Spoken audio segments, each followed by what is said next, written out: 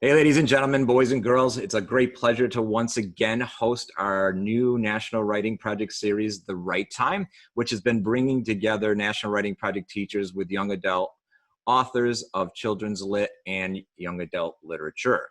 Today, however, we have a special guest because we thought it was the right time to talk about Project Lit founder, Jared Amato. He's a man who also recognizes it's the right time to celebrate the power of teaching and writing.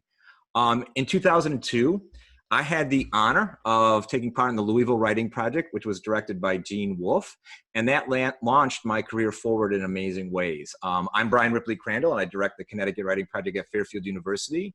And Tanya Baker, who's not here with us today, is also a co-host of this series. We realized that this particular Right Time series is unique in a way that is life-changing and celebrating the experiences of what we do in our network. 18 years later, after I did the Louisville Writing Project, here I am hosting a show such as this. So it shows you that an investment in teachers is a good investment. So this is Jared Amato, and he's a high school English teacher in Nashville, Tennessee, and the co-founder of Project Lit Community. It's a national grassroots literacy movement. Jared is an avid reader and a writer who enjoys collaborating with fellow educators to improve literacy, access, attitudes, and outcomes in our schools and communities. Dr. Amato received his bachelor's in English and history from Vanderbilt, his MAT from Belmont, and his doctorate from Lipscomb University. You can follow Jared at Jared Amato on Twitter and Project Litcom on Twitter as well. My other guest is Sean Astle, and Sean Astle is in his 8th year of teaching English language arts in Connecticut public schools. Currently, he teaches grades 10 through 12 at Greenwich High School, where he's also the head coach for the boys and girls cross-country team. Sean is currently pursuing a teaching and foundations master's at Fairfield University, where I met him, where he has spent the last year and a half collecting data about using young adult literature to improve literacy practice for all readers and writers. Sean worked 4 years in Bridgeport, Connecticut when he began his teaching career with Teach for America. And today's interview with Jared Amato is the last phase of his data collection on a project he's been working on. And I said, why don't we just have Sean interview Jared for the National Writing Project Network, since we probably all have the same questions. I'm going to hand the microphone over to my guest. And it's awesome that we have Jared Amato, Project Lit founder, and that his movement is catching the attention of many. And if you have not heard about Jared Amato and Project Lit, that's what today's episode is all about. So I'm going to hand it over to Sean, and he's going to start us off with a prompt. Thanks, Brian. Hi, everyone. It's nice to take part in a National Writing Project show, and I feel honored to be here to represent both the Greenwich Public Schools as well as Fairfield University.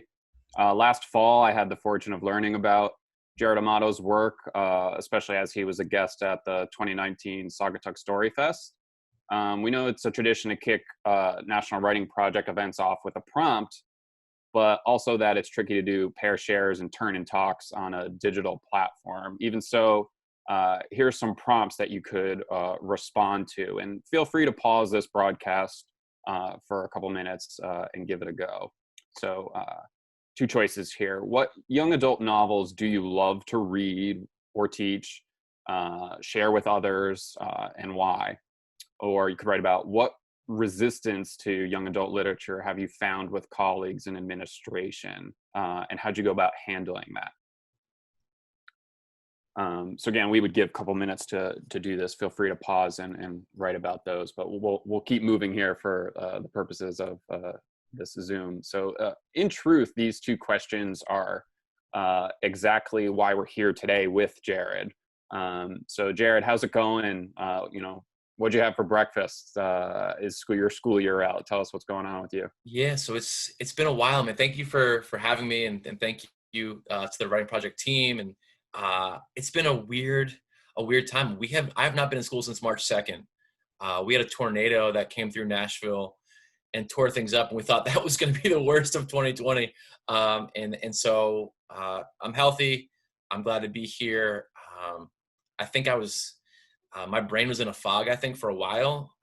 March and April were a blur, and looking back at how do we get through it? And now I'm actually just really inspired, right? We've got young people here in Nashville who are leading protests, who are leading the change, right? Another another generation of young activists who are actually in our school at early college here in Nashville, who are the young women in charge of this movement. And so it's me as an adult, as an educator, I am super energized and inspired by what's happening in our country, and optimistic and hopeful, and happy to be here.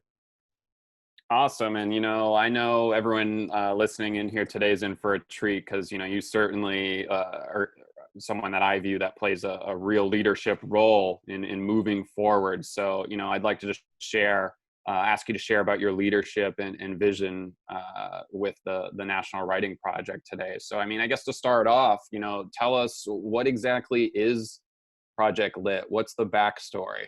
Yeah. So I'm an English teacher, right? I teach full time, and I love that. And that is something that I want to do forever, right? Being in a classroom around young people. And so Project Lit officially began in 2016.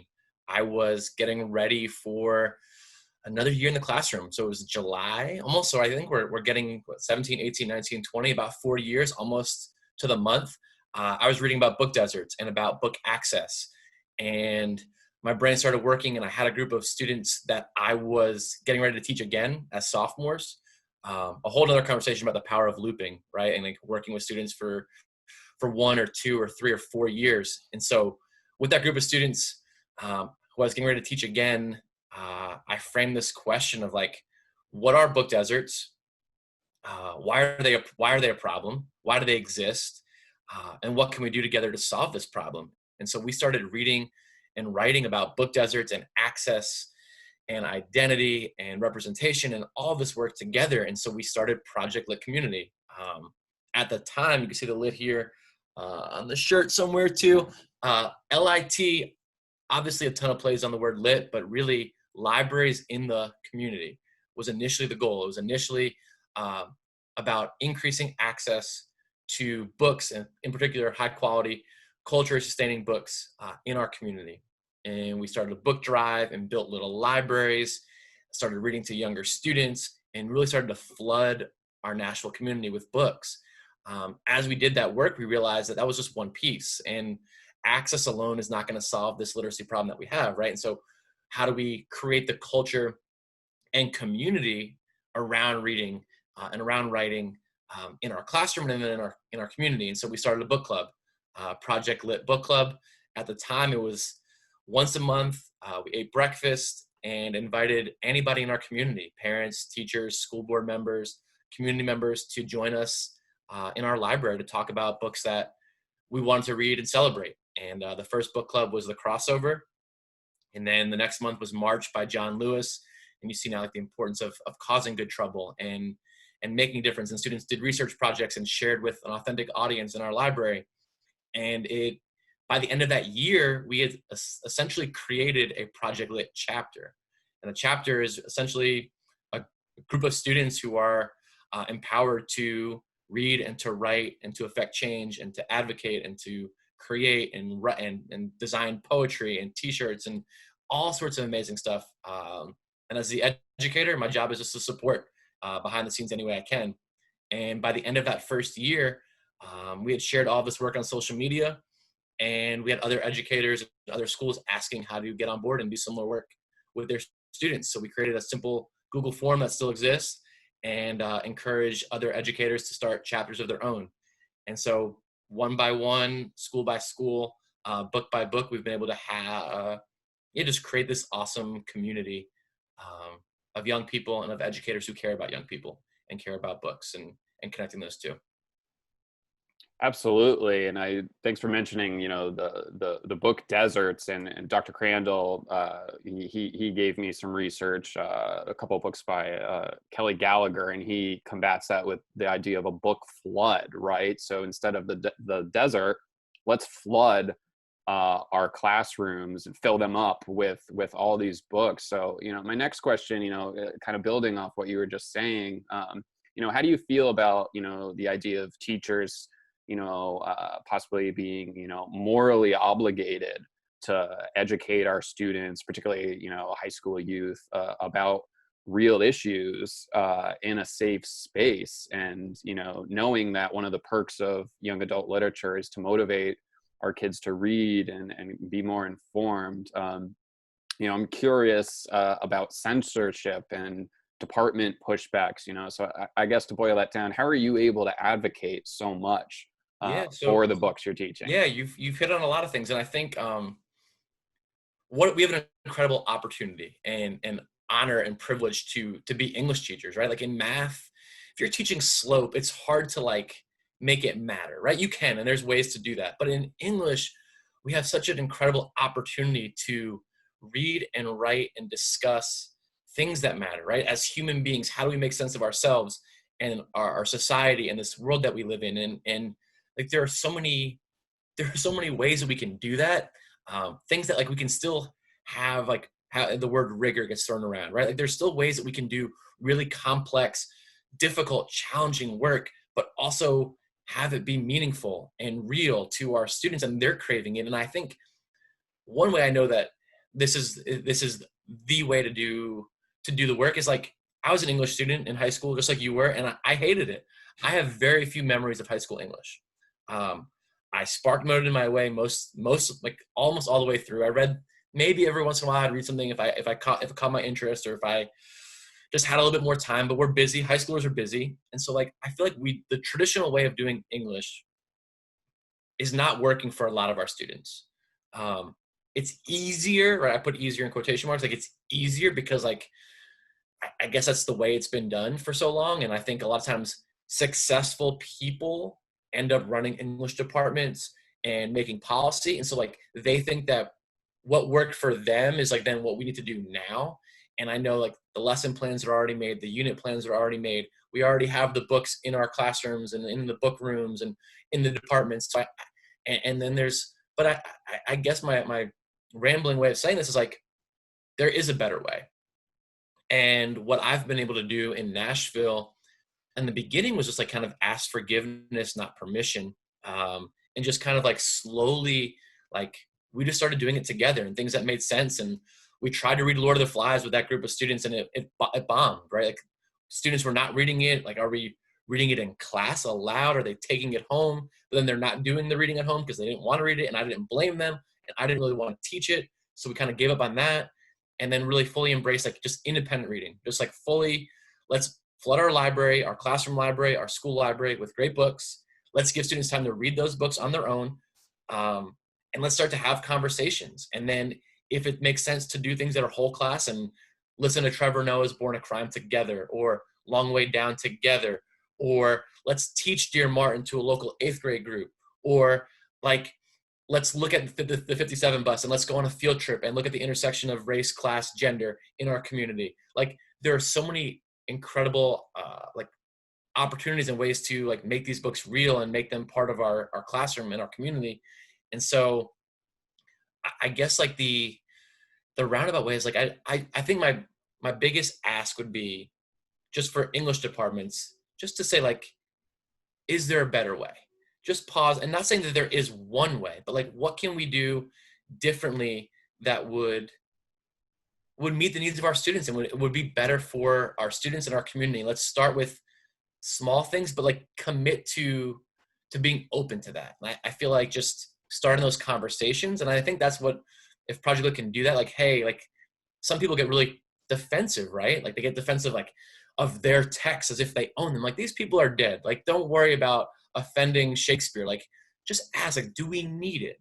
And maybe we do. And then there's cool ways to like continue to pair things and collaborate and try different things. And I don't have all the answers at all.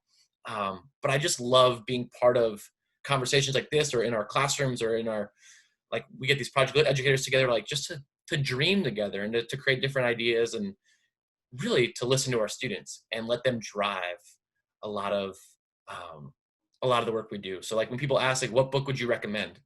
I'm like, I'm not going to answer that for you. Like talk to your students and figure out what you need. Like I feel like what I've been able to do is just continue to build my toolbox. And so that I have all these different ideas and texts and possibilities, so that depending on the day or the week or the class or the feel of that room, like we can pull different things out and make it happen. And so that's kind of, a long rambled way of saying that I love it. And it's re-energized me. And I feel like as we move forward as a country, I think it's even more important that we be courageous in this work. Awesome. Yeah. I mean, I think, and you did a great job there, kind of getting to my next question, but I'll just maybe dig in with one point. Knowing where you are now, right, years into this process, for a teacher who really wants to take their first steps and, might face some of that resistance, whether it's, a board of education, a principal, maybe just a curriculum, maybe just feeling like they don't want to put themselves in that risk if they aren't tenured. What would you tell someone trying to take their first steps now? That's a great question. Two things kind of hand in hand. One, they've got to be reading. All right. So they've got to be reading I have stacks of books, and you see here, I've got stacks of books here, just books all over the place. Mm-hmm. My wife's going to divorce me soon. I'm reading all the time, right? So when you're reading all the time, you're thinking about, you're thinking of your students, and you're reading at the same time, and your brain starts to make these connections and possibilities. So that's one. And then very simply, push for independent reading in the classroom. So at a very simple level, and I tell project with people, if you're able to get 20 minutes of independent reading into your classroom, that's a win. That is huge, right? And so during that time, to avoid resistance, students are able to read whatever they want during that time. And you're building a great classroom library. You're knowing the books to connect students with. Students are starting to form little mini book clubs on their own. All right, and that's a win. So that would be the first step, is how do you create an awesome reading and writing community in your classroom? No parent is going to be upset with that. If their child is reading more, they're not going to be upset, right? So if you walk in your room and students are engaged and they identify as readers and they're writing poetry and they're sharing with each other, and you're not forcing them to read any book, right? You're able to allow that choice. That to me would be step one. The other option would be to start to organize school or community-wide discussions that are not taking place in the classroom necessarily, right? But you're going to start to say, these are student-led discussions around books that they've chosen, and we encourage families and school board members and parents and teachers to read these books alongside our students, and let's come together for conversations, whether they take place before school, at lunch, in the evening. But those are two ways that you don't even need to disrupt the full English classroom or the curriculum yet, but those are two powerful ways to really make a difference and to make sure that students have the opportunity they deserve to read and discuss books of their choice and books that matter. It's wonderful. Sounds good to me. But I'm curious too about, the writing you get from your kids. Earlier in my teaching career, a mentor teacher of mine started telling me to develop my own bag of tricks, right? What are your go-to strategies? If I walked in on your classroom on I guess right now, Tuesday at 10:30, what might I see with, how you're using young adult literature to promote writing? So there's two different things, right? The one that I love is it's not complicated, right? And I think that's why sometimes the districts, they're like, is that all you're doing? And it's yeah, we're reading. So there's this beautiful magical time where I've got the music going, this light, without usually lyrics. So there's music going, there's comfortable seating, and we're reading. The timer goes off, and we're checking in, we're passing out sticky notes, and then there's a prompt on the board. And I've developed, I actually do want to share this over the summer. I've got about, almost 100 prompts, right? That can be applied to any text. And so students are writing 6-word memoirs, and then they're writing letters from the point of view of a character, and then they're writing letters to the author, and then they're sharing with each other. So this is this magical writing time. Maybe you'll help me. Brian will probably know how. I've been thinking about some sort of name for that writer, that time where students are responding to their independent reading. There's got to be some cool name for that, right? But this idea that the goal is to still hold students accountable in some way, right? So it's not like you just read whatever you want and then that's it. And if you wanted to sleep during that time, you're gonna be held accountable to create meaning and to write. And sometimes there's great artwork. Anyway, I think that to me has been that magical. So that first 25 minutes of the block is just reading and writing. and building community. And then when we do things that are whole class, then we're doing awesome, like writing our own endings to Long Way Down, for example, like incredible work. Or we pull excerpts from books. So we pulled an excerpt from Neil Shusterman's Dry, and then students wrote their own short stories around climate change. And so there's like cool excerpts from novels. We'll read aloud from different things, and then students are creating. And the idea is that we're hitting, so in our state, the big three, like the expository, the narrative, and the argumentative. Like the idea is that we're doing all three of those all the time, and then giving a ton of feedback and just sharing and building community. So I think like those, like that first block for a new teacher, like your day is planned. Like, you know that the first new teachers usually are so overwhelmed, like knowing that you're going to have this awesome time to build community and to read and to write and to share every day. And then we'll move into like whether our unit of focus, if there's a core text or a longer piece of writing that we're working on, we still have time for that. But I think as a former athlete, definitely not one now, like the idea that students do crave routine, right? They love knowing what to expect, but then there's also like there's variety. So those prompts are going to be different, and we're going to let them drive what that time looks like. But that's become, you ask kind of like the evolution, like that to me, getting into a spot where I feel really good about that time, and it's sacred. Like we don't take that away. Even if there's testing going on in the building, if there's other things happening, we know that we're going to get time to read and to write. Well, I know you mentioned you don't necessarily believe in telling people what to read next, but I certainly want to give you an opportunity to, maybe plug some of the books that are on your next season of books. I know you guys have been rolling that out. I know this is one of them. Brian plugged for me, Dragon Hoops. I know that's on there. Talk a little bit about this next season of books you're recommending. Have you read Dragon Hoops yet or no? I haven't yet. I actually just got this in the mail the other day. How cool is the book itself too, by the way? Like it feels like a basketball. You can feel it. It's amazing. Who wouldn't want to read this? Like, so with that one, for example, right? High school me, I was a backup point guard on a good basketball team.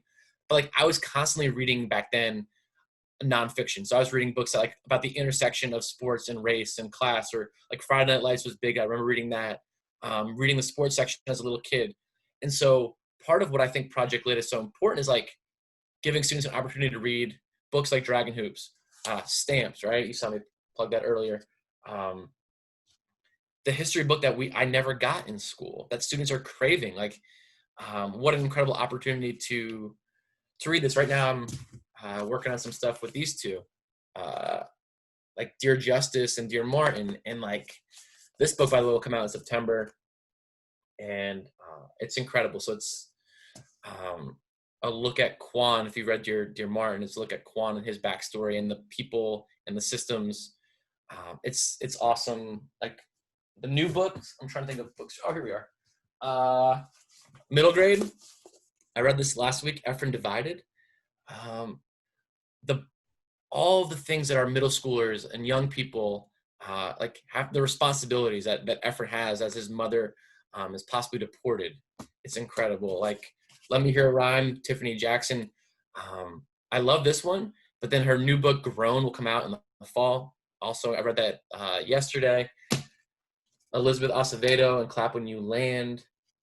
My dad actually passed away almost a year ago, and this book deals with the loss of a father and grief, and there are so many lines in there. I'm like, this is speaking to me. This is helping me heal. The same thing with Patron Saints of Nothing. Like that book also dealt with death and grief, and so it's like I know the impact it's having on me as an adult, so I know that it's having just as important, like, or if not more, like significant impact on our young people who are grappling with these big questions. And it's just an incredible opportunity to read them and to have conversations. And so there's a few there. This is another one. We Are Not From Here. I think this book will win a lot of awards. It is beautifully written. It's heartbreaking. Three teens from Central America. Gorgeous writing too. But again, like humanizing people that like our president is trying to dehumanize right now. And so like, there's so many things that I'm trying to see if there are any new ones here. Some of the old Free Lunch, a memoir. from middle schooler and like poverty and the effects of poverty and trauma. Like that's really important for educators, I think, to read and to understand the students that we're serving. Here's what I was talking about earlier. Also great. Jewel Parker Rhodes did it again. Like she's incredible. Black Brother. Schusterman's got his whole series, which is like a huge hit in our classroom. These are great. Like there's a middle grade edition and the adult version. And there's more there. These are gonna fall over. And I just feel, and we'll put together a new list of part 2 in the fall. And so what's really great is that educators are nominating books, and there are more books that are coming out. And then what we're working on right now, and actually we should probably collaborate and get Brian in on this, so we have a full list now of over 100 books. And so what we're gonna do is kind of list out in a Google Doc, like the big themes or issues that are explored in each book. And whether that's 1, 2, or 3 different, like whether it's identity, racism, gender, whatever, like the gentrification, hip hop, right? And like take different themes and then kind of write those out and then develop like units or like big questions, paired text, videos, podcasts, poetry, whatever else. And like, just like create like little like mini units and resources for our chapters and for myself. And so that's kind of a summer project that's coming up. Awesome. And, I just want to ask this question. You were hitting on it a bunch there, but, I think it's worth mentioning, particularly with what's going on in the nation and the world right now. Anyone viewing this will quickly realize that you and I are white male educators. And, we've worked to push against the traditional white male canon. My question is, do you think Project Lit builds a community for inclusion and diversity more so than traditional models? And how so? And, what responsibilities do we have to promote this to others? Yeah, so I think that's, you hit on, I'm a white male with a lot of privilege. And I've thought a lot about even being someone who's interviewed to talk about Project Lit. Like I'm one of the many founders of this community. And so I founded this with a group of predominantly Black students. There's some students, a few white students as well, who started this work together. And so like, I'm constantly checking myself, constantly trying to grow and reflect and to be better, but then also like using my privilege to challenge fellow white people to do better. And like, I do not have all the answers. I'm not an expert. Like I don't even like being seen as that way. I'm still figuring this stuff out myself every single day. But I also know that I have a responsibility to keep doing this and to keep pushing. Jason Reynolds sent it on a call with Brendan Kiley last week. They had a great conversation. And I think Jason said it, maybe it was Brendan, but I think it was Jason who said like, keep pushing until you get in trouble. And then if you get in trouble, like then you got to figure it out. And that's kind of that's been my approach, right? To kind of like push the envelope to support Black students and Black educators, like in my school, in our district, across our country. And like, I think, so there's a fine line between like, I just want to, what I hope Project Lit can do is show people what's possible. And just to show people that like, there is, back to what we started with, like there is a better way to do English and to do school. And I don't have all the answers, and whatever you come up with your school can and should be different than what I do at Maplewood High School or what I'm doing at early college, and they should look a little bit different. And so I'm never trying to sell anything or like promise anything, although we have a ton of amazing data to support what we're doing, whether you're looking at like MAP scores or ACT scores, or now our students in college, the social emotional impact, like the attendance, behavior, like how students feel about school. Like it does work, but I'm not trying to sell anything. I'm just trying to grow and support other educators who are like, hey, I want to do meaningful work. I want to be an English teacher that matters. I want to like be part of a department that actually is listening to our students and creating opportunities for them to soar and to excel as readers and writers, and to really create a community, a school community that we can be proud of. And so if Project Lit through the book list and through our collaboration can help do that, then I'm all for it. And if that means like sometimes I've got to just shut up and be quiet and stay out of the way, I want to do that. And eventually, as we continue to do this work, I continue to amplify and support the young people and the educators like in our community, then I want to do that. But yeah, I think it's been funny to see a lot of people who are like just looking for book lists right now on Facebook and on social media, and it's like great, but I'm like, are you actually going to read them? For one, like it's easy to share book lists, and then two, like, are you actually gonna like have conversations in department meetings and speak out? Are you gonna actually like start to do the work and whatever that looks like? And I think I do think we have this opportunity to start that, to continue those conversations moving through this summer and the fall. Absolutely. And, this is something I wanted to ask you a little more specifically about, since I, first heard about you, within the last year or two. It was funny. I went to, I had an opportunity to hear Lori Hall Sanderson kick off her Shout book tour at the Fairfield University bookstore. And so I go up to her and, I have like 3 or 4 books, and I intentionally went at the end of the line because I wanted to see if she would sign them all. Right. And so I'm talking to her and sharing her a little bit about myself, and she actually plugged you. She goes, "Oh, you're a high school English teacher. Find Project Litcom. These are your people." So that was like when I first heard about you, and I started looking into it. And then you called in to Brian's class, and I'll never forget. You said, some of my kids are reading 50, 60 books a year.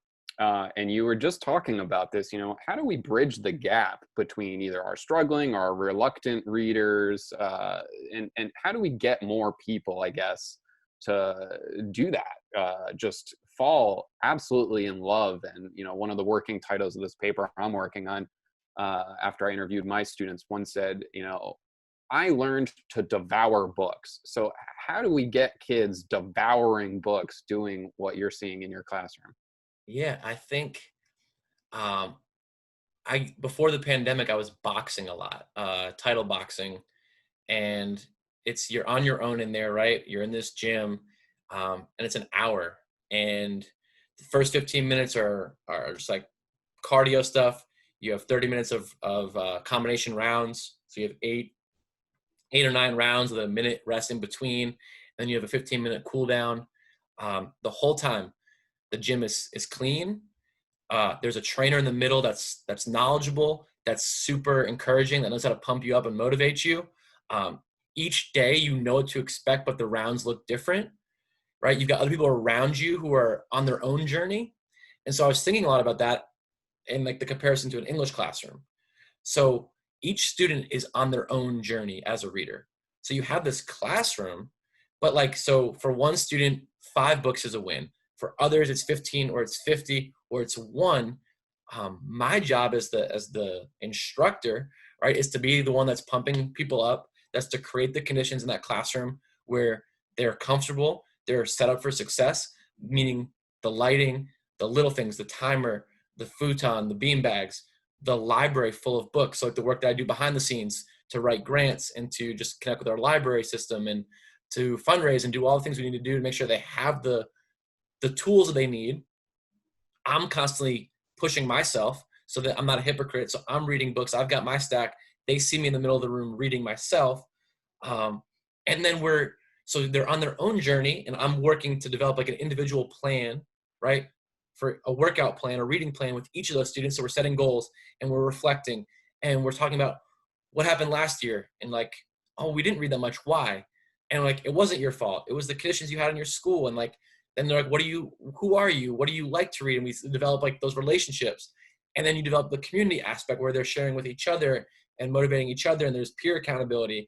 And then there's book clubs, and we're talking about books, and they're on the walls and they're in the hallway, and we have t-shirts and like all of it. So I guess the answer is like, it depends on like what your goal is as the educator, right? In the past, it may have been like, oh, I'm here for a score at the end of the year. Like I want them to have 78% proficient or advanced on whatever nonsense test there is. Or my goal is to just like get through the curriculum in this way. Or my goal is just like do these 4 books and these 4 papers, and like that's really it. And so like my goal, I guess the answer would be like to change the goal, right? So like the purpose of me in that room is to read and to write and to think and reflect alongside those students, and to like create the conditions for success. And then the journey is the best part, right? Like with a sports team, it's not about winning a championship. It's about like the journey along the way to get there. And so all those moments on the bus or in the locker room, so in the classroom, all those little moments where students are finishing a book for the first time, or they're getting really excited and they're sharing with a friend, like celebrating. I think in education, with No Child Left Behind, like we lost sight of all those little things, those little wins that matter more. And so I think the celebration of those small victories in the classroom, and then having the passion, patience, and persistence to keep at it, has been really, really fun and rewarding. And then, like you said, you get those notes from students and from families that year, years later. And I think once you know, and then you can't go back. But I think sometimes it's hard to get started, especially back to your questions of like, if you don't feel supported, you're like, is this gonna work?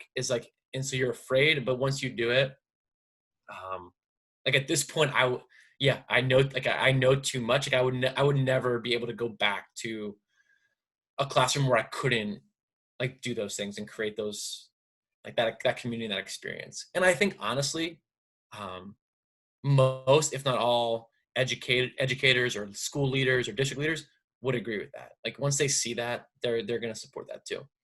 Hmm. Well, one more, our last question. But of course, before I ask it, I want to thank you for your willingness to answer my questions today. The semester has obviously been difficult for many of us who have a passion for teaching, right? Our physical spaces were closed. We all needed to move to online teaching, which was then followed by, tremendous marches and advocacy through the Black Lives Matter movement. I guess as a culmination of everything that's been going on the last few months, what have you learned and how's it preparing you for the fall? Great question.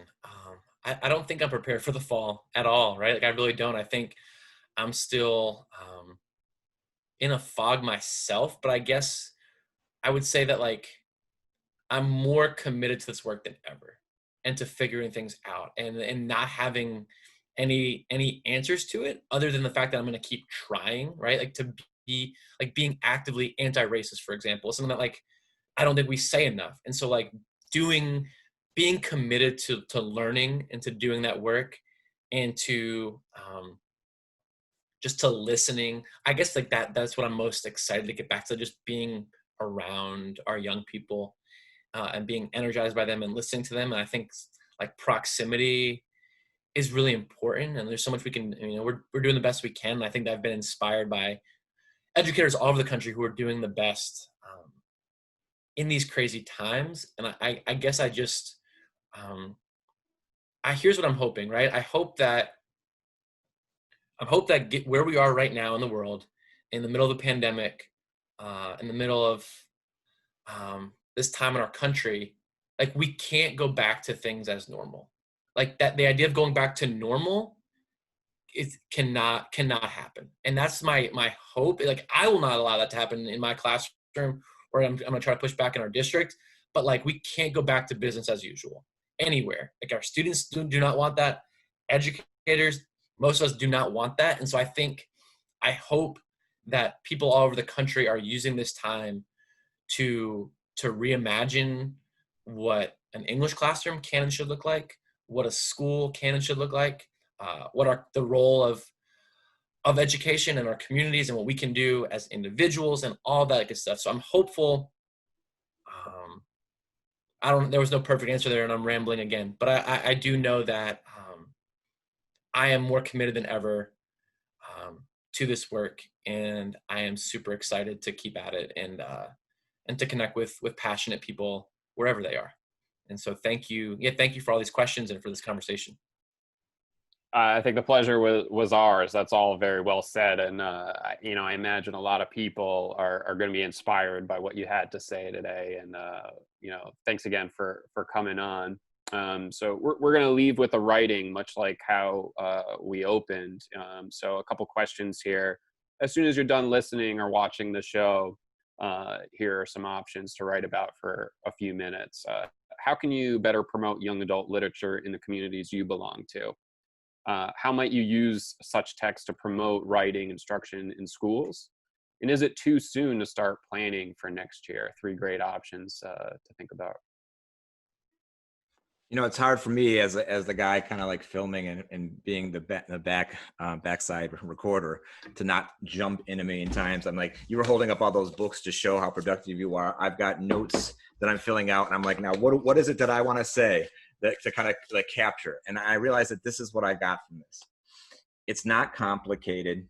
Texts are possibilities, and all of us need to be courageous with the work that we're doing. And I'm going to keep thinking about the way you're using writing in the workshop format with literature. It's sort of a community forum. Like you've created a high school forum in which kids are reading and kids are writing and kids are communicating and kids are sharing, and you right there orchestrating it all and part of the performance, which I think is the key to this Project Lit movement and is one of the reasons why we wanted to have you on this show. So on behalf of our entire network, I thank you and I thank Sean for being with us today.